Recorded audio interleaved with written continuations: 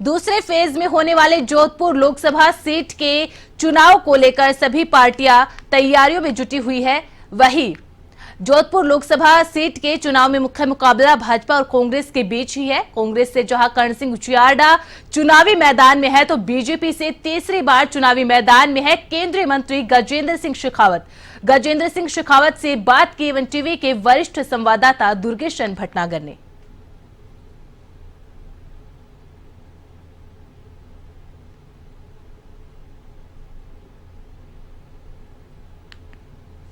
करीब 1:44 का समय हो गया है। हम अभी जोधपुर में हैं और जोधपुर इसलिए बहुत जाना जाता है क्योंकि सूर्य नगरी है और सबसे बड़ी बात केंद्रीय मंत्री गजेंद्र सिंह शेखावत यहाँ से सांसद हैं, फिर मैदान में हैं। क्या कुछ यहाँ की बयान कह रही है, राजनीति को जरा समझने की कोशिश करते हैं उन्हीं के नज़रिए से।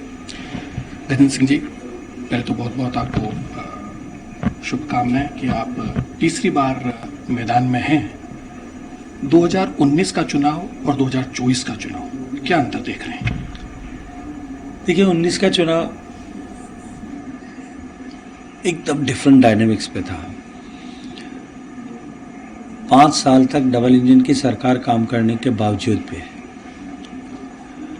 कुछ लोकल इश्यूज को लेकर के जो चुनौतियां बनी, उसके चलते हुए हम सत्ता से बाहर हो गए। बहुत थोड़े से मतों के अंतर से, बेशक 0.5% से भी कम अंतर से, लेकिन पश्चिमी राजस्थान में उसका इम्पैक्ट बड़ा था। मेरे लोकसभा क्षेत्र में भी 8 में से 6 विधायक हमारे हार गए थे और 1.5 लाख मतों का लगभग अंतर था।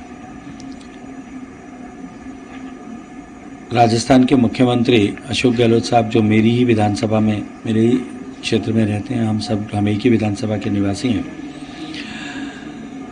माननीय मुख्यमंत्री जी के पुत्र चुनाव लड़ रहे थे। मुख्यमंत्री जी ने लगभग जितनी मेरी उम्र है उतनी उनकी राजनीतिक वय है, उनका अनुभव भी है, उनका पेनिट्रेशन भी नीचे है, और उसके साथ में मुख्यमंत्री होने के नाते उनकी ताकत जो है पॉलिटिकली भी एंड अदरवाइज भी बढ़ी हुई थी। जब उनके पुत्र चुनाव लड़ रहे थे तो देश भर में उन्होंने जो 162 मीटिंग्स की, चुनाव के फैसले के बाद में जो अखबारों में समाचार छपे, अब ऐसा कहा जाता है कि एआईसीसी की मीटिंग में भी उस पर चर्चा हुई। देश भर में जो 162 मीटिंग्स की थी, उसमें से 122 मीटिंग केवल और केवल जोधपुर में अपने पुत्र के लिए की थी।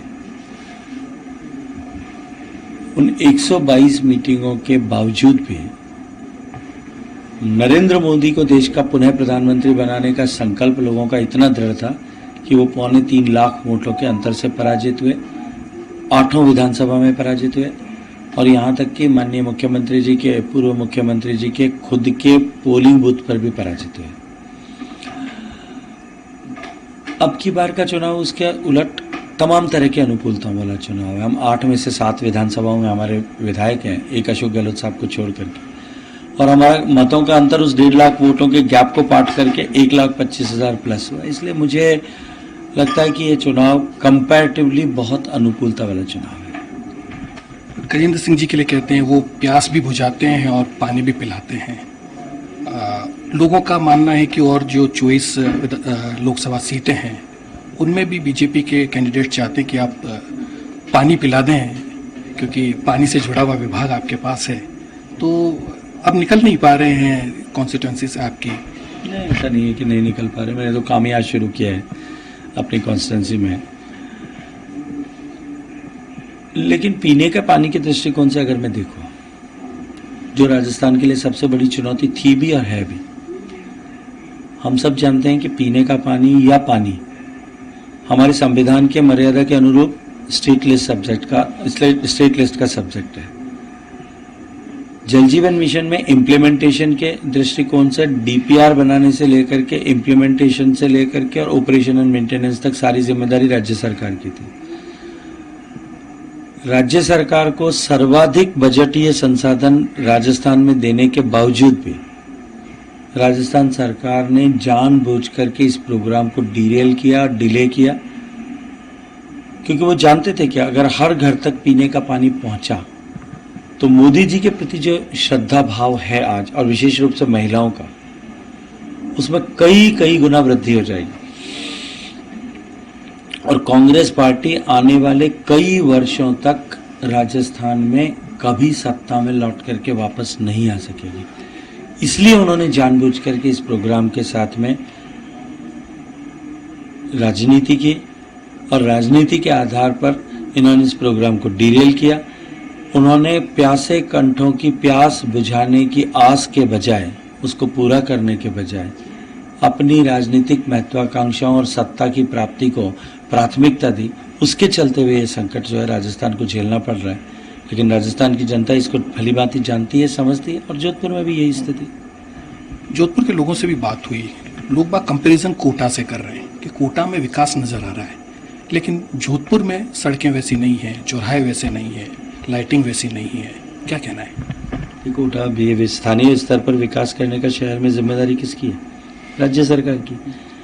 कोटा में शांति धारीवाल साहब राज्य सरकार के मंत्री थे, अर्बन डेवलपमेंट के मिनिस्टर थे, हाउसिंग एंड अर्बन डेवलपमेंट के। और ऐसा कांग्रेस के शासन के समय में कहते थे कि यूडीएच का, कांग्रेस पार्टी के लोग ही कहते थे, मेरे जोधपुर के लोग भी कहते थे कि यूडीएच के बजट का जो है 90% हिस्सा केवल कोटा में खर्च हो रहा था। अब ये प्रश्न तो कांग्रेस के कैंडिडेट और निवर्तमान माननीय मुख्यमंत्री जी से पूछा जाना चाहिए कि आप 5 साल तक जोधपुर के जायजन में, जोधपुर के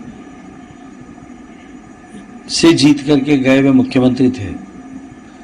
आपने जोधपुर की सड़कों के सुधार के लिए, जोधपुर के सौंदर्यीकरण के लिए, जोधपुर में लाइटों के इंप्रूवमेंट के लिए, जोधपुर में पार्क बनाने के लिए क्यों करके कुछ नहीं किया? हमारी सरकार बने हुए तो महज अभी 3 महीने हुए और उस 3 महीने में भी शुरुआत का दौर, एस्टैब्लिशमेंट का दौर, उसके बाद में आचार संहिता। हमारा जब काम शुरू होगा, मुझे लगता है उसके बाद में ये प्रश्न हमसे किया जाना चाहिए। अभी तो उनके लिए ये प्रश्न बनता है। सामाजिक तौर पर देखें तो जातिगत आधार पर वोटिंग देखी जाती है। क्या लगता है राजपूत समाज साथ है? क्योंकि जिस तरीके से गुजरात में हुआ उसका इम्पैक्ट देखने को मिलेगा। देखिए, राजपूत समाज, जैसा मैंने अनेक बार कहा है कि हिमालय और गंगा का जैसा संबंध है, वैसा राजपूत समाज का और भारतीय जनता पार्टी का, वो कोई अनायास नहीं है, कोई पॉलिटिकल अलायंस नहीं है। राजपूत समाज राष्ट्रवादी विचारधारा से ओतप्रोत समाज है और भारतीय जनता पार्टी उसी विचारधारा को आगे बढ़ाती है।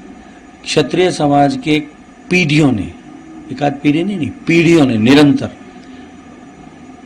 इस सनातन संस्कृति के मानबिंदुओं की रक्षा के लिए अपने प्राणों का उत्सर्ग किया।